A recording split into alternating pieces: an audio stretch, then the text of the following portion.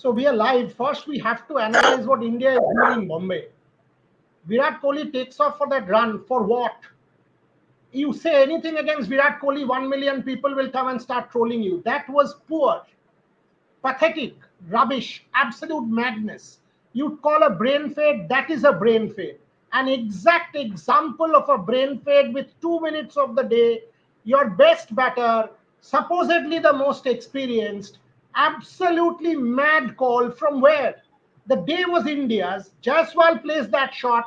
Then you said Mohammad Siraj. Why Mohammad Siraj? He will not even last a couple of balls. The moment he came in, I told Devashish then, he will not last a couple of balls and Mohammad Siraj goes out. Virat Kohli comes in, gets a long up, plays a four, and then that absolute madness, moment of madness, takes off. Played on the back foot, by the way, not even on the front, and then takes off. New Zealand gets a direct hit. India all of a sudden gives up the advantage. Gargi out. What was that? I mean, just when you think it can't get worse than this, something else happens. We thought, when this day started, we thought, yes, let's go. India is making a comeback. Finally, we're on track. India is playing well. India have their heads in the right place, but clearly not, because what was this? We're already 4 wickets down, 86 runs, and day one is already over. We're trailing by 150 runs. You make anything less than 200 runs, and you'll be on top of the 146. Of course, you make anything less than 200 runs, and New Zealand will chase it down and they'll dominate you once again. And clearly that's the case, because India in itself Indian players are making so many blunders, so many mistakes. It's appalling. I mean, I don't expect this from my Indian team. Devashish, you still have batting. I mean, if we are realistic, you still have your best batter in Pant. You still have Shubman Gill, who's gotten himself in. You have a Sarfaraz Khan in Mumbai, has played all his cricket there. You have a Jadeja, so there is batting. There is no reason. You have a Washington Sundar who bats deep. Siraj is not a wicket that I need to take into account, so it's 86 for three.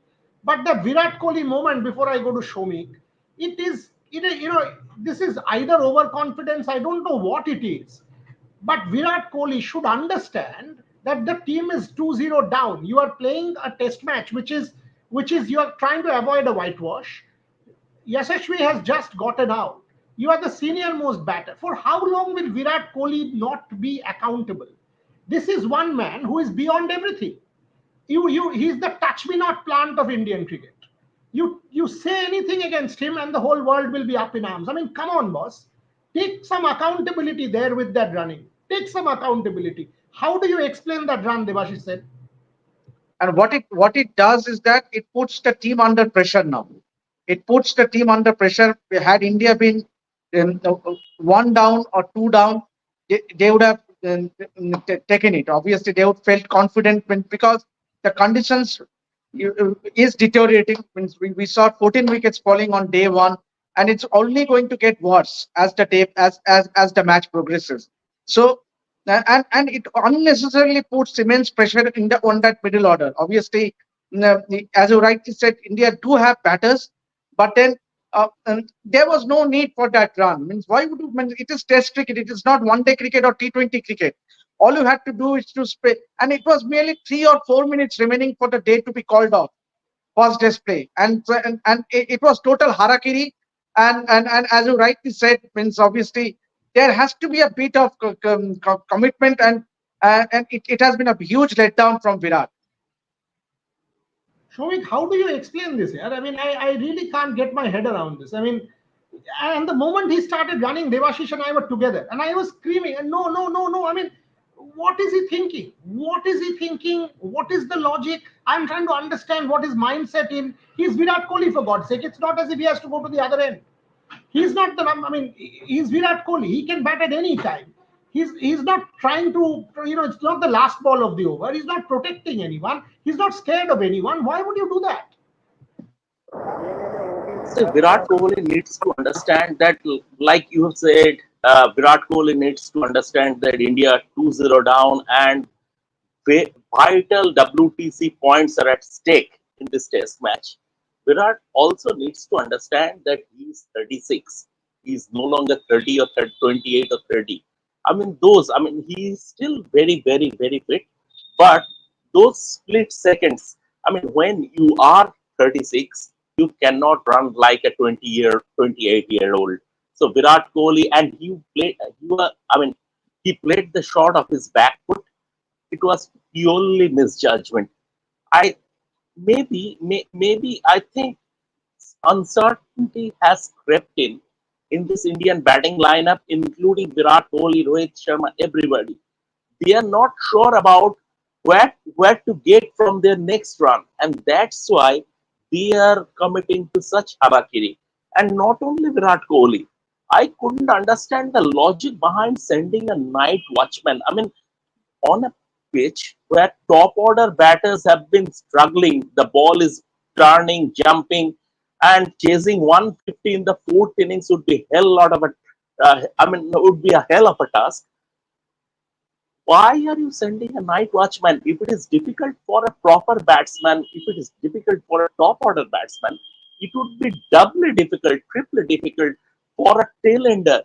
So I have sort of started to give up on this team management. Certain calls that have been made along the way, I don't know what their thought process is. I tell you, I mean, in all great teams, in Steve Wall's Australia, there was no concept of a night watchman. If it were 2 balls left of the day, the man who was supposed to come on the batting order, he came to bat. That is confidence. That is the hallmark of a great team.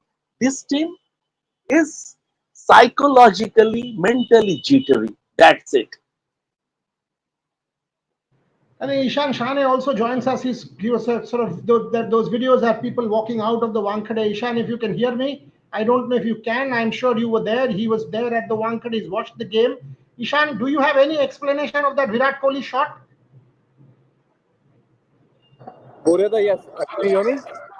Yes, we can. Go on, Ishan. What do I say, Boreda? I think, all the points have been mentioned. It's just extreme disappointment. If you can see the fans as well, only half an hour back, the stands were, they were dancing, they were celebrating. Everyone had believed that we're ahead in this test match. And in those last 10 to 15 minutes, so much has changed. It just comes down to poor management, poor thought process once again. So many questions can be raised, and it's just utter disappointment because finally for once we thought we were ahead in this test match, and it's again gone all wrong. Today, New Zealand will be happy with the position that they're in, and tomorrow again they'll be coming in with the momentum in day two. If you talk about the expectations about those shots, there isn't any because it's just not what you expect at the highest level, especially when you're playing a test match 2-0. Ishan makes some very important points, and you can see some dejected fans walking out of the Wankhede. Some questions. Asim Hans, is the cause of the run-out stemming from Kohli's fear? I don't think so. I don't think Kohli is afraid of. I mean, who was bowling? Rachin Ravindra bowling some long offs there. The third ball was an absolute utter full toss. He just dispatched it. Anybody can. But Rachin Ravindra, I mean, come on, Virat Kohli. I can't get my head around that running. When you are playing a shot of the back foot, you're 2 seconds late. 2 microseconds late in any case. You will always be. You're not playing on the front foot. You're thinking you're a 100-meter sprinter. You are not. You clearly, Honorable Rai Chaudhary says that Kohli thinks he's a 100-meter sprinter. Come on. You've played off the back foot. Go check. And thereafter you start off. You dart off, and then at no point are you in control of the run. If you see, you were taking a chance that New Zealand will miss the direct hit. And by the way, where you've played, the fielder, the Gargi Rao, has clear view of 3 stumps. It's not as if it's 1 stump to him. It's not as if it's a side on. It's a clear view of 3 stumps from mid on. You've got the view, you're throwing it down. Modern fielding, New Zealand, one of the better fielding sides in the world. I'm trying to figure out, I'm actually trying to figure out what was going through Virat Kohli's mind. And all I have to say is it's stupidity. It is utter, absolute stupidity. That's what it is. Because otherwise, there is no way you can explain. It is a brain fade moment. Unfortunately, a day when India could have finished off, Shomik Chakraborty is 200% right about the night watchman. But even if I give that away, India could have finished off. I don't take Siraj into account with two major batters down. You were in control of this game. 235 all out. The bowlers had done their job. All of a sudden, this Virat Kohli wicket puts the entire pressure back on India. And you're like, oh Lord, 2 more wickets tomorrow morning, and what is going to happen, Gargi Rao? I can't get my mind. Yashasvi Jaiswal, I understand you're playing the reverse sweep. I'm understanding you're playing the sweep. With 5 minutes left, you want to play that shot? 5 minutes left to an Ajaz Patel delivery, exposing your leg stump. You are the only batter who's scoring runs and in form, Gargi Raut. I mean, like you said, I'm also, trying to figure out what went wrong. Why are these decisions being made? Is it a brain fade moment? Why are all these are silly mistakes, by the way. Because how does this happen? Look at Jaiswal. Play, like you said, like you mentioned, 5 minutes of play left, 5-10 minutes, and you're playing a reverse sweep to Ajaz Patel. What is the need for that? What is the need to risk your wicket at that point when you know that your wicket is one of the most important wickets in the Indian batting lineup? Looking at how we've played in the past two Test matches, Yashasvi Jaiswal needed to take responsibility and accountability and stay at the crease. After that, Siraj taking that review, that was a complete waste. uh, I don't know why he even did that. What happened? What has happened to Indian batters when they step onto the crease? Because it seems like it's one bad decision after another. Virat Kohli, that run, you don't expect that from someone like a Virat Kohli. Look at him. Look at the way he's gone about his business for the past I don't know how many years, and suddenly what's this sudden wave of foolishness and incredibly silly mistakes being made. It's very disappointing because you can see that it's the ball hasn't gone as far, and you cannot steal runs at that point, and there was no need to. You were in control of the match. You could have gone, you could have finished the day and played aram say the next day. Why didn't that happen? Why was everyone in such a hurry to score runs? I don't know. Is this the same aggressive? Is this stemming from that aggressive approach that Gambhir has maybe instilled in the dressing room? We're not sure where that is coming from, but clearly there's this. Every batter has this in the back of their mind that they need to play fast. This, I think, is the problem. Shohit Chakraborty, can you understand how a number 11 batter takes a review against Michael Goff, one of the better umpires in world cricket? If not the best umpire in world cricket, you're a number 11 batter. You've been given LBW against a leg spinner. I mean, against a left arm spinner. You are watch kind. Fair enough. I understand it's a wrong call. Why do you want to take a review? For what? What explains that review? See, I mean, this review is not a case in isolation. From the shot that Yashasvi attempted to the review that Siraj taken to Virat's attempted suicidal run, all of them combined have been exercises in stupidity. When basically the thing is that Gagi mentioned that aggressive approach, and I mean, but I will not blame Siraj. Shubman was at the other end. He was the senior partner. He should have persuaded. Siraj shouldn't have had a call in that. He should have told him that, see, you are done. There is no point wasting a review. Now you walk off. That was the call that Shubman should have made. Siraj had nothing to do with that. I mean, who is Siraj? Is not a number 11 batsman. Uh, Shubman, and also Shubman is part of the leadership group in the team.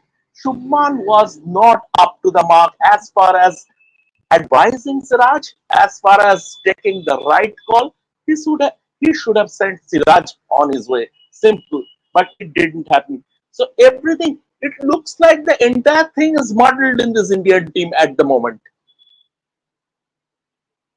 Devashish, that's the same call I was about to ask you. Shubman Gill, future captain, vice captain in other formats, multiple formats, part of the leadership group, waiting at the non-striker end. Even if Siraj can ask you, should I? No, you can't. It's as simple as that. Suppose the review goes his way, umpire's call, he says, come on, how many runs will Siraj get you? You want to waste a review at that cost? You want to give up a review? When a pitch like this, when your batters are going to come in tomorrow, you want to give up a review just like that. What is Shubman Gill doing there? Why is he not telling Siraj, no, you can't go get the review, done, out, finished, go? I mean, where is leadership? Where is accountability in this team? Yeah, absolutely. Shomika absolutely summed it up. Obviously, it would have been Shubman Gill's responsibility to immediately go up to Siraj and tell him not to take the review, because you are wasting a review. And imagine tomorrow on day 2, there will be instances where this one review can save India, save a top order batter. So I think it is a clear waste of a review, and something that Shubman Gill, as being a part of the leadership group, should have walked up to Siraj and told him, don't take the review, even if it meant that the ball was, mm, um, um, even if it would have showed that the review that he was not out, so be it. But the review could have been saved, and I think these are small things which go in a long way to decide the match. But I still think that Muriyada, that there is lot to be played, because as you rightly said at the start, that there are the decent batters, and one would hope that we strike a partnership, because partnership on this wicket, if you lose a wicket, you invariably lose another one. Means obviously, if you look at that partnership between Will Young and Daryl Mitchell, one wicket and it led to a couple wickets immediately. So on this wicket, the key will be to strike a partnership, and hopefully Indian batters, the remaining Indian batters will strike at least couple of good partnership, will take that total closer to that 235. And on this wicket, as Shomikta rightly said, even a lead of 150, 160, it will be extremely difficult on fourth innings. Debashish, I would like to add a one-liner to what you have said. IPL captaincy doesn't a leader make. Simple as that.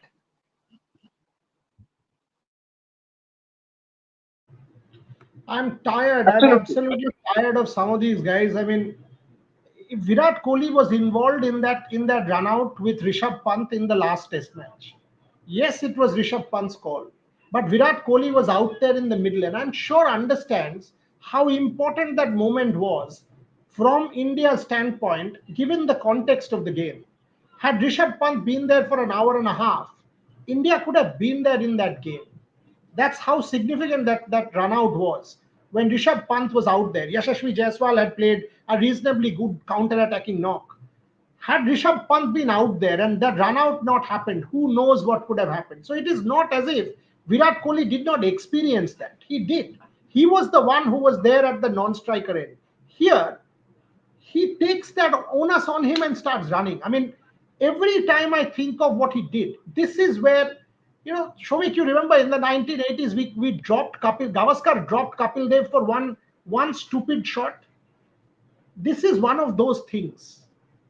This is one of those things. Gautam Gambhir is a no-nonsense man, should call Virat Kohli and ask for some accountability. Some accountability. Yes, in Delhi. Yes. You remember the Kolkata test? The Kolkata test. No. 1980. That shot was England. no. Yes. That shot was played in Delhi. That shot was played in Delhi test. India lost, and the next test, Kapil was dropped.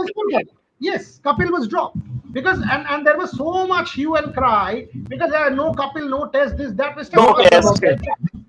Mr. Gavaskar was to hell with it.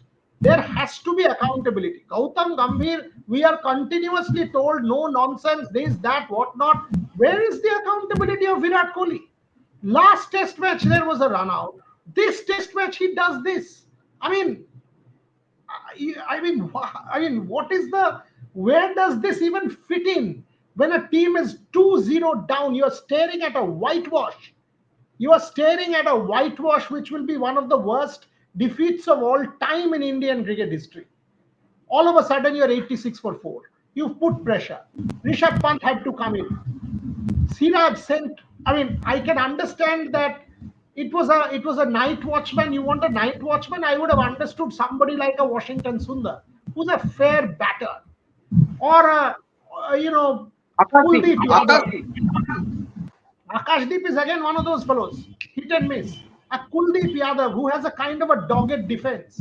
You can send him on as night watchman. He will play some balls. Mohammad Siraj as night watchman? You mean, are you playing a lottery hero? I have a question. I have a question for you. You have been a chronicler of Indian cricket. You know Indian cricket inside out. Do you think, someone like Ravi Bhai or Rahul, they could have had a go to players like Virat or Rohit? Do you think Gautam has that authority that he can have a go at Virat? Or, I mean, Virat and Rohit were his teammates, and the thing is that, do you think Gautam has that sort of authority? He carries that sort of authority so that he can have a go at Virat and Rohit? I think he can, because in the IPL, for example, he did have a go at Virat, and publicly so. So if you can do that for a Naveen ul Haq, you can absolutely do that for an Indian team. And if you can't, then you have to sort of Gautam bargained for this job. Nobody asked Gautam. Huh? Gautam put his hat into the ring. So this whole point about Gautam Gambhir wanted this job, period, right? Now, when you have bargained for this job, I am sure you know that you have a Rohit Sharma and a Virat Kohli who are alpha males in that dressing room, and you have to take them on and tell them what they need to do in case you need to do that. I'm sure a Rohit Sharma as captain has to have that authority to tell Virat Kohli, come on, boss, you have to be accountable. You cannot be a prima donna. You cannot be in your own world. You might be Virat Kohli, you might be the greatest batter, whatever it is, but what you've done to your this particular series, questions have to be asked of you. The problem with us, Shomik, is our star culture is so deep rooted in our psyche. We are a servile class which hates to ask questions of stars. That is the problem. And if you Very ask true, questions very of true. stars, if you ask questions of stars, then trust me, some fool will come and ask, but Rohit Sharma did this 12 years back. Hello? So what if Rohit Sharma has done it 12 years back, or Bhuria has done, or Gargi has done? Virat Kohli has done it today. Ask that question, matter ends. The problem with us, the toxicity is so damn deep, so deep, that we will either compare this with the Gautam Gambhir has got run out some 13 years back. Rohit Sharma got run out so and so time. How can you say this only of Virat Kohli? Arey boss, what are you talking about? It is our problem. We have created a culture which is so deeply rooted in megalomania, eulogy, and foolishness. That is the root problem. See what goes on. Virat Kohli will captain RCB as if God's descendant on mankind will captain RCB. For 16 years, that team hasn't won. This guy has played for all 16 years, out of which for 10 odd years he has been captain. He has not won. In his prime, he has been captain, right? He has not won. So what are you talking about? And if you read yesterday, Diwali gift. Diwali gift. What Diwali gift was? Today he does this. I'm 100% sure someone or the other will now start abusing us, saying, "Who the hell are you guys to question?" This is the problem. This is the deep-rooted problem in Indian cricket. Gargi Rao, do you reckon India has a chance to come back tomorrow? I do. I still do, because I think a Pant, a Gill, a Jadeja, a Washington Sundar, a Sarfaraz Khan have the ability to get to that 235. Your thoughts? Exactly what you said.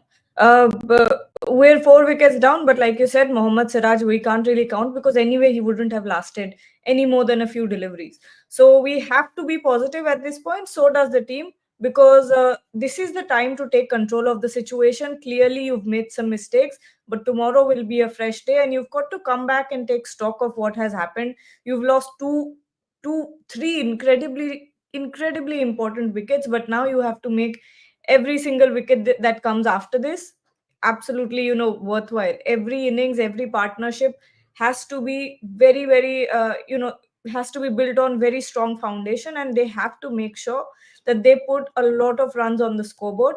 And it's not like India don't have those batters. India absolutely has an incredible batting lineup coming up. So it's all about being positive and taking accountability of what has happened, and not making mistakes, sorry, not and not making mistakes, and making sure that these things are not repeated. That's all.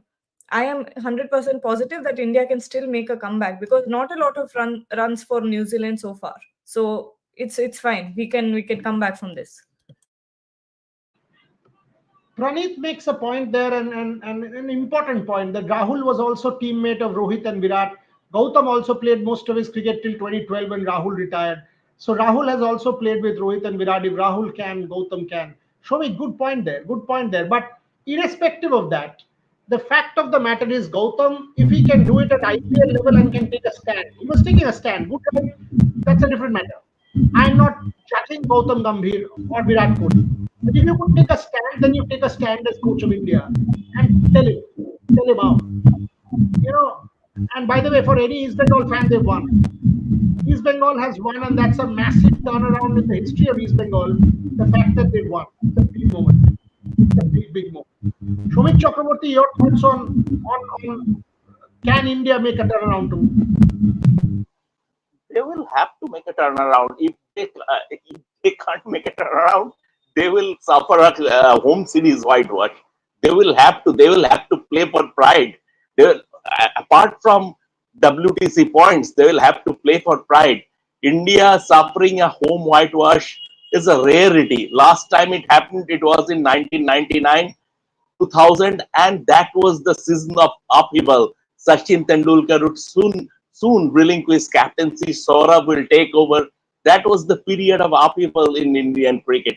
So India, if they can't make a turnaround tomorrow, they will go deeper in the mire, and they will go to Australia without any with a sapping morale and without any sort of belief that they can put up a fight. Last 3 minutes on this test match before we go to that Venky Mysore interview, which is quite how do I say, volatile, because a lot of questions were asked. Why did Shreyas Iyer leave and all of that? Some before that, Suhail Rana, Boria sir, can KKR use the block pass? Suhail, I'll take your question. In a second. Let's go to the IPL in 3.5 minutes, and we'll take your question. Hilda Manizis, Boria, don't ask Kohli and Mandhana about accountability. Their PR agency bigger than Rev Sports. They roast you on Twitter. Hello, 100,000 tweets a day for weeks and weeks and weeks. No one roasts me, and no one roasts Rev Sports. Don't care. Don't care for anybody's PR agency. Saying it on air, brain fade moment. Saying it on air, pathetic. Saying it on air, very, very, very poor. Clearly and will. Don't care.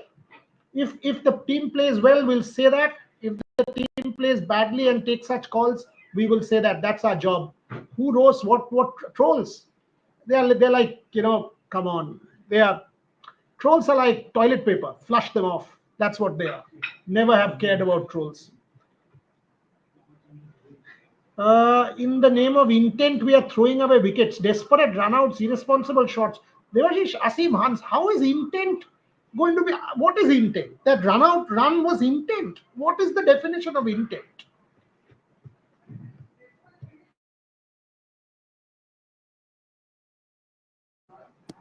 Mute. Can't hear you. My main concern is, why would you take a risk in test match cricket, and that too when 3-4 minutes are left for the day to be called off? Do you really require to take a chance or take a risk of going for a run? Was there a need?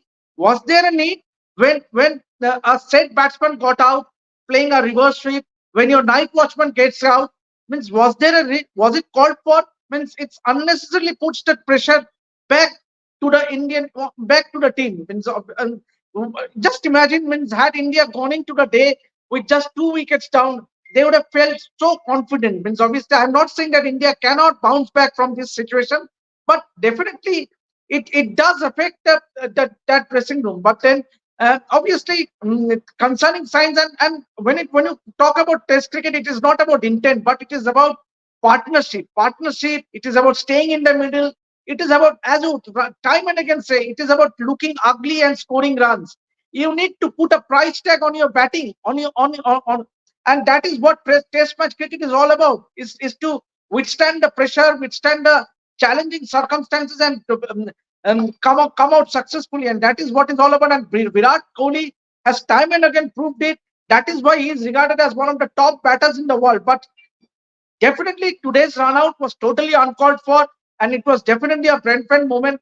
that run out was not taken. That dismissal was not done. Means obviously it puts pressure back on the Indian team. With your permission, I like to burst into this question. You know what is intent? Malcolm Marshall bowling at 90 miles per hour, Sunil Gavaskar without a helmet, playing him off his front foot. That is intent. On a green top at Headingley, where you couldn't differentiate the outfield with the center square, Rahul Dravid coming in at number 3 at 0 for 1 and playing all day. That is intent. So don't try to make a fool of us saying that a suicidal run is intent, a suicidal stroke is intent. That is harakiri. Simple as that. This is what I like about Rev Sports. Speak out, talk what you are seeing. We will stay with the sport, needless to say, because that's our job. That's why we are here for. But we will call them out. You play like that, we call them out. That's why we are here for. We are not cheerleaders. And there are many such in the country.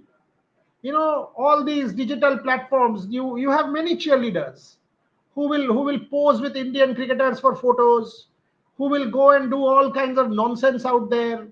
That is cheerleading. We all know. The problem is the moment you do that, you lose your ability to ask the real questions. Because then your thought processes, and by the way, I'm also guilty of this in the past. I'm also guilty. And I've told my colleagues many times, players cannot be friends. Because the moment, friends, yes, but the moment the proximity becomes too much, then that critical edge goes away. Because then you think 5 times before asking a question. Can I not? Can I not? That is what the differentiation is, maybe of 4 or 5 years back and now. Because unless you cannot be an extension of a cricket team or of some player. If you have to think, oh, you know what, tomorrow Rohit Sharma might not give me an interview if I ask 5 critical questions of Rohit Sharma, to hell with that interview. I've not done interview for 2 years. Rev Sports has grown 25 times. That is the end result. You don't need cricketers' interviews or anybody's for that matter, as long as you're honest to your work. So we will call them out. If you play a bad shot, you take a bad run, you take a mad call, it is our job to say it is a mad call. On that note, Gargi Raut, Shreyas Iyer becomes, the talking point of that IPL retention. So much was said. Put it in context. So much was said. A leading newspaper said there was no talk between Shreyas Iyer and KKR. We were told KKR has not treated Shreyas Iyer well. Even our people said it to me. Even our people. We are also of the same bandwagon. We cannot just pass the blame. KKR has not done this. KKR has not done that. Shreyas Iyer should have been retained, etc. Merited a straight talk from Venky Mysore. And by the way, when you watch that full interview tomorrow, this is how I started. I said yesterday Venky Mysore released an interview, that nightclub released an interview, which was all diplomacy and cushy and good and nice and nice talk. No straight answers were there in that interview. And I told Mr. Mysore, I said, we will only do this interview if you are willing to give me candid, honest answers. And my first question was, why did you release Shreyas Iyer? Straight talk. Why did you release Shreyas Iyer? Give me the real story. Here's what Venky Mysore had to say. Gargi Raut, play that before we come back. Asking this. Why did you leave Shreyas Iyer? He was your captain. He won you the IPL. In an interview with me 2 days after winning the IPL, you praised him to the skies. You said how important he was. Why did you leave Shreyas Iyer? The interesting thing about retentions, I mean, there are so many aspects to it and forces at play. But I think what is fundamental to a retention that most people don't sometimes understand, many people do, but some don't, is that, it's a matter of mutually agreeing, This is not only it's not a one-sided right that the franchise has. The player has to also consider various factors and agree. So somewhere along the line, if that agreement doesn't happen because of various factors, money, or somebody wants to test their value or whatever it is, that influences that decision also eventually. But he was number one on our list, so to say, because obviously he's captain and we have to build everything around the leadership, and we picked him specifically in 22 for that. Unfortunately, he was injured in 23. When he came back, the moment he came back, he got his captaincy back. It was we made it very clear that it's yours when you come back. So he's been a very integral part, done a terrific job. I enjoy a personal rapport with him. But end of the day, people also have to make their own decisions and decide on what's best for them and the direction that they want to go. And the commercial value, etc., is a very important aspect of it. So when you put it all together, it's we've been very fortunate over the years. I've done this for 14 years. I tell people I've been in 14 auctions. There'll be my 15th. But this was the most stressful one, just because of the way rules have been formulated. They're very different this time. Very different, the rules. And we had made certain recommendations and it came back a certain way. So I'm all for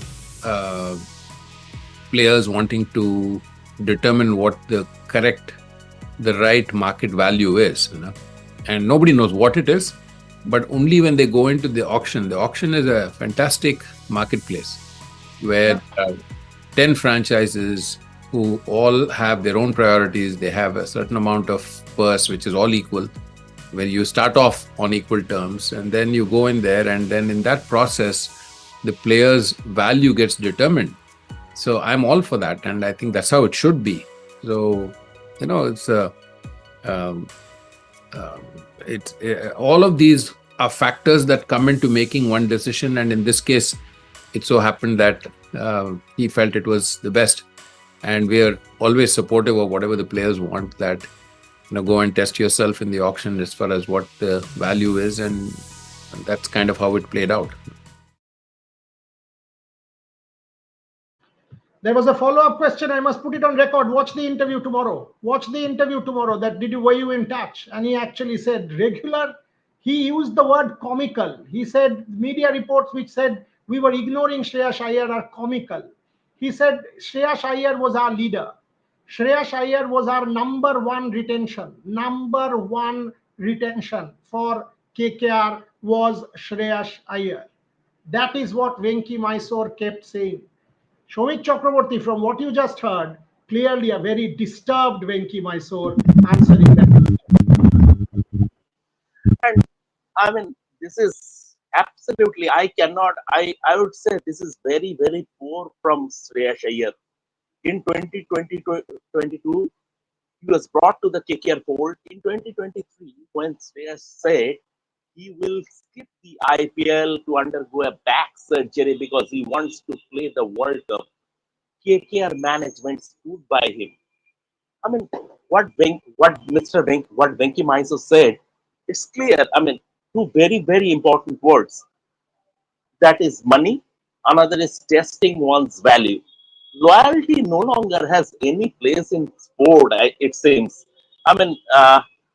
It's absolutely clear now that Shreyas wanted more money and Shreyas wanted to test his value in the market. What KKR did for him, that went down the drain, sort of. KKR is one franchise that seriously cares about cricket, about their cricketers. It's not like they're hiring some mercenaries and all. See how they have kept their band together. Andre Russell, Sunil Narayan, they have been part of the family. Andre Russell, they could have said, okay, chuck him out because he's 36 years old. He has a dodgy fitness record. He's on the wrong side of 30. Why shall we give him such a big amount to return? We can get him from the auction for a lesser amount. They didn't do that. So I would say what Shreyas did. I'm not with Shreyas in this case. Personally, I am with KKR in this on this issue. Gambhir, your thoughts, because clearly there is a question. Who the worst franchise in whole IPL history? First franchise to not retain winning captain. Hello, Miss Hilda Menezes. Let me put this on record. Clearly, the franchise could have done nothing more. They had Shreyas Iyer as their number one retention, Hilda. Number one retention. They had Shreyas Iyer in their scheme of things in every plan. Now, if somebody, Venky Mysore just did not give the figure, otherwise said everything in that interview. He was disturbed. In fact, I ended the interview with another question, asking him, are you let down? Are you disappointed? Are you upset? Do you feel betrayed? He said, these are strong words. Hear the interview tomorrow. It's a 25-minute interview, and it is a very disturbing interview as to what goes on. Because this was not one of those ha-ha-hoo-hoo interviews. It was all hard questions asked, one after the other. And to his credit, he answered them all. Gargi Rao, you just heard it. What is your thought now? Venky Mysore and Shreyas Iyer. My impression, and I could be wrong, of course, but my impression is that Shreyas Iyer, somewhere or the other, was valuing himself too high. And, KKR had to make a choice, and you have to, IPL is a business at the end of the day. And you can't just throw away a lot of money, even though, Shreyas Iyer, yes, he won you the cup last year, but you also have to think of the long run. Is this someone you want to stick with? He spoke about injuries as well. So clearly these things are weighing on the management's mind. And the impression that I had was, obviously, with maybe it was more from Shreyas Iyer that he wanted to leave.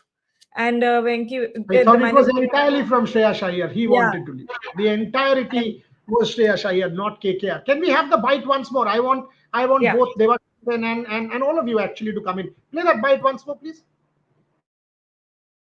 Asking this. Why did you leave Shreyas Iyer? He was your captain. He won you the IPL. In an interview with me 2 days after winning the IPL, you praised him to the skies. You said how important he was. Why did you leave Shreyas Iyer?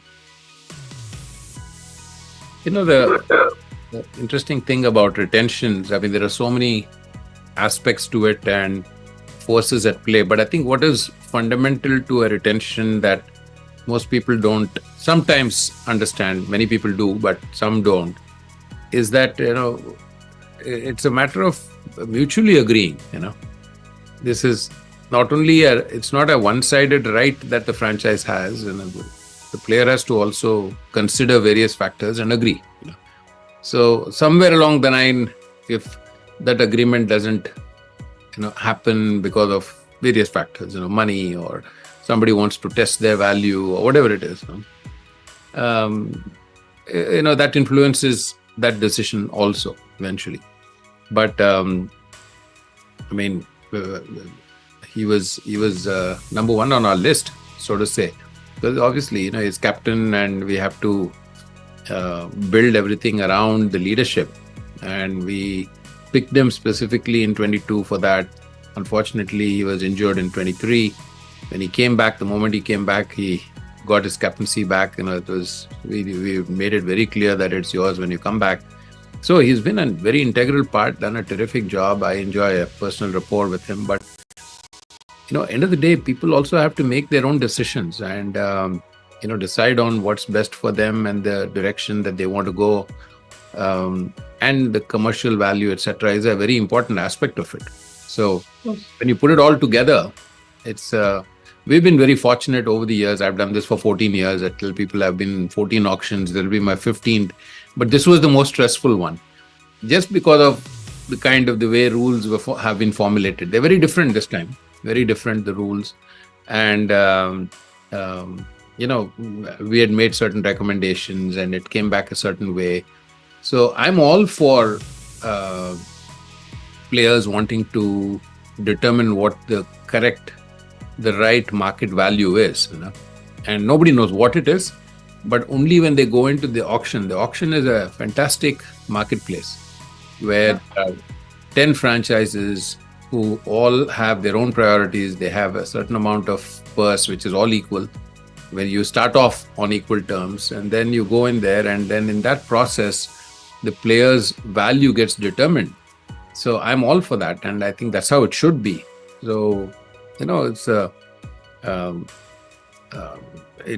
all of these are factors that come into making one decision, and in this case, it so happened that he felt it was the best, and we are always supportive of whatever the players want. That go and test yourself in the auction as far as what the value is, and that's kind of how it played out. Devashish Sen, he said he was number one in our list. Number one, exact words. He was our leader. That's how we picked him in 22, and that's how we were building it up. Despite injury, we told him, you will come back and captain. We gave the captaincy back to him. He was number one in our list. What more can a franchise say? There is a question from Sports Fan. Go and interview Shreyas Iyer. Why should we believe this? Hello? Venky Mysore is not somebody with 15 million social media followers. If he lies publicly on public platforms, talking, it's not Venky Mysore. Sources say it is his words on a platform. You think he will lie on a platform and kind of try and sell a dummy? Do you even think that's possible? Venky Mysore is not a celebrity. Shreyas Iyer is. You think people will lie like this and get away? Is it ever possible? I have absolutely zero reason to doubt Venky Mysore. Zero reason. Devashish Sen, your thoughts after you've heard it twice. Yeah, what I liked about the Venky Mysore interview, he made some very valid points. Obviously, in this cutthroat world, obviously the right does not only remain to the franchise, obviously. And what I liked about him is that he did say that we wanted to retain him. He was our captain, but at the same time, we are respectful of what the players decide.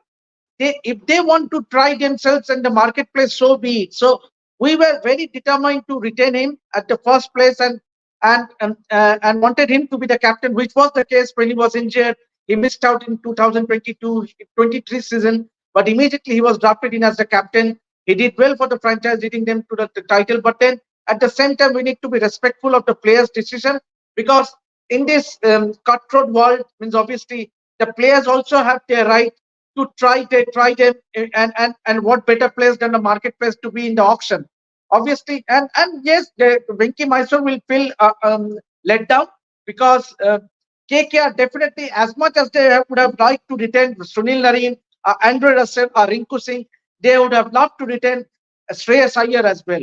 And why not? Because he has been the captain who led you to the third title. So let's hope that KKR goes on to find a better captain than Shreyas Iyer from the auction. And yes, good luck to Shreyas Iyer as well. But this is what it is.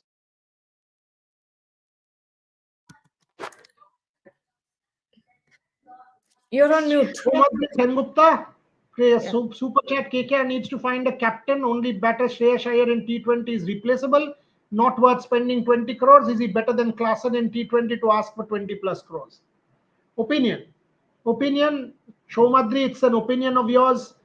The fact of the matter is you heard it. I would suggest, there's another super chat, but I would suggest all of you hear the full interview.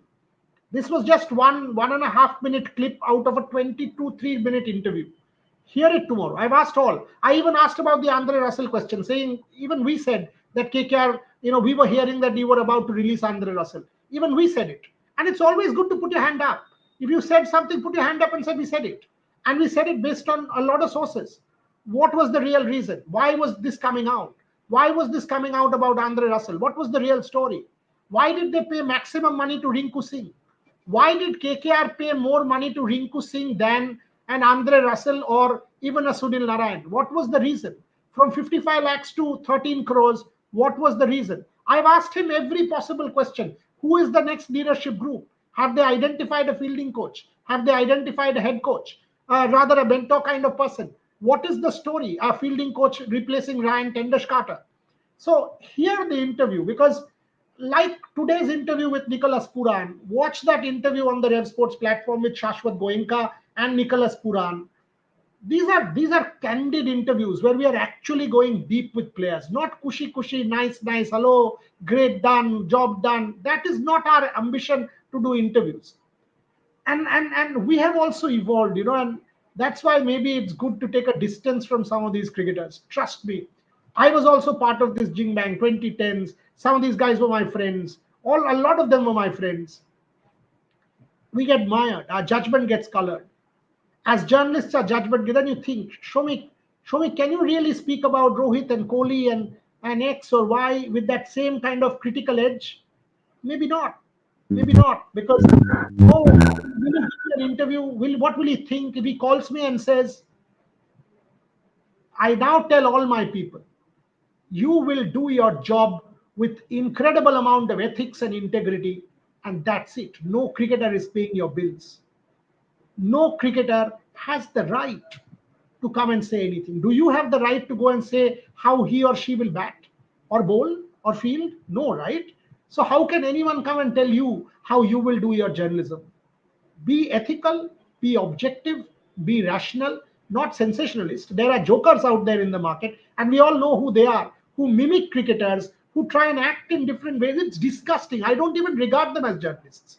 They are comedians and idiots masquerading as journalists. That's what they are. And the problem is they are part of our profession, and they degrade our profession. That's also a fact. Closing comments. I'm telling you guys, watch the Venky Mysore interview tomorrow.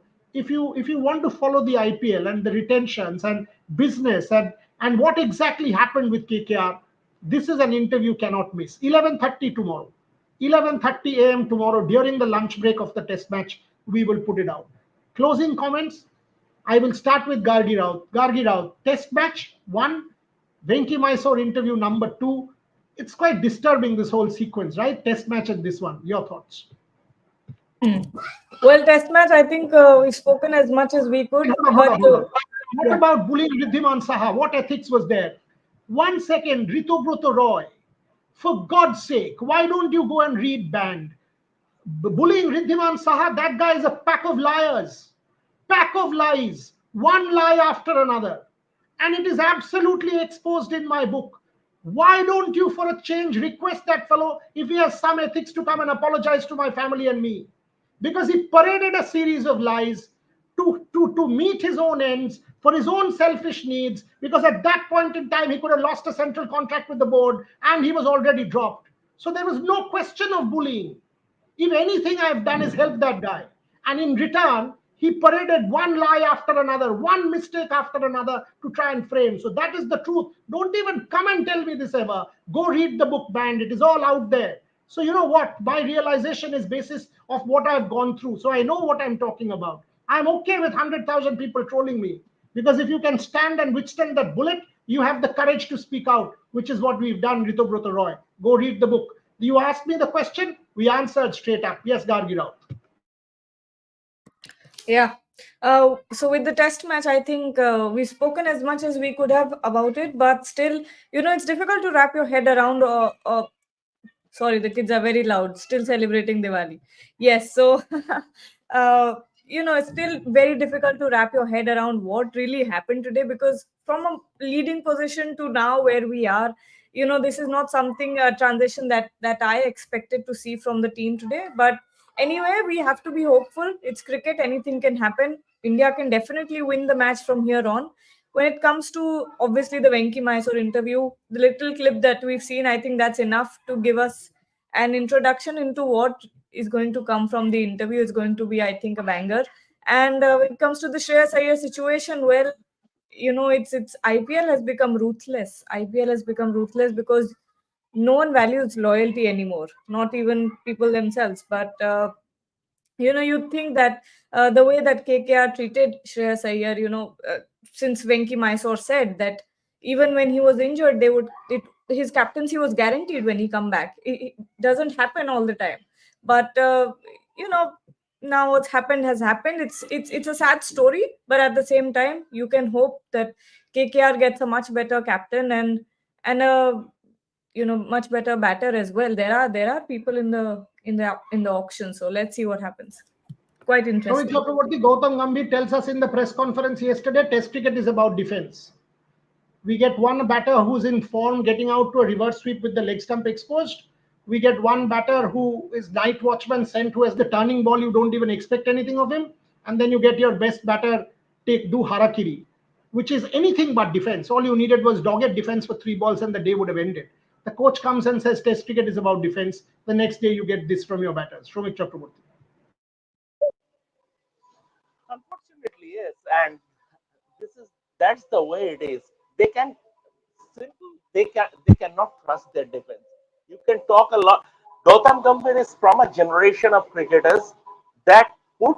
I mean, Virat Kohli also put Test cricket on a pedestal. Gautam Gambhir comes from an era where Test cricket was at the top. Now all these players are hard hands because of T20, an overdose of T20 cricket, hard hands, and that so-called intent, which I laugh at. This is not intent. All said and done, tomorrow is going to be the defining day uh, for the Indian team with an eye to the winter. If they falter, uh, we are in for a very, very long winter. Devashish Sen, closing words. At least Sai Sudarshan 96 not out. Devdutt Padikkal 80 not out. Good stuff there in Australia for India. Sai Sudarshan definitely the next one to watch out for in terms of batter. But your thoughts tomorrow? What's likely? Yeah, big day, as Shomikta said, big day for India tomorrow because all India needs is to strike a partnership. And Shubman Gill, he should take the onus now. Means we did spoke about him in the second test, but he did not deliver. So it's time that he gets some runs behind him because all important series against Australia coming up. Means even all the battles, not only the ball that got Rohit Sharma out. Once again, edging to the slip means that is not called for. But then obviously the big ask for Shubman Gill, Rishabh Pant, Sarfaraz Khan, Ravindra Jadeja, Washington Sundar. So India do have the batting, but all they need to do is to strike partnership, a decent partnership, and India will find close to that total, and even a lead of 150 runs. New Zealand will be under immense pressure to set this test match. 150 means India close to 400. I don't see that. Having said that, my closing words, I do see India batting well tomorrow. I do see Rishabh Pant, Washington Sundar, Ravindra Jadeja, 3 left-armers against Ijaz Patel doing reasonably well. I do think India will get close, if not get past the New Zealand total. I do hope that the rest of the middle order, Siraj is, as Gargi said at the start, 86 for 3 is what in reality the scoreline is. I do think India will get close or past New Zealand. This test match is far from over, but I would hope better sense prevails and we will not have brain fade moments like we did today. Multiple brain fade moments are not good for health. That's what it is. Watch out for that Venky Mysore interview at 11:30 tomorrow. Lots of good content coming. And for East Bengal fans, you couldn't have expected a better day, boss. East Bengal turning it around at the AFC Cup. Wow. Well played, East Bengal.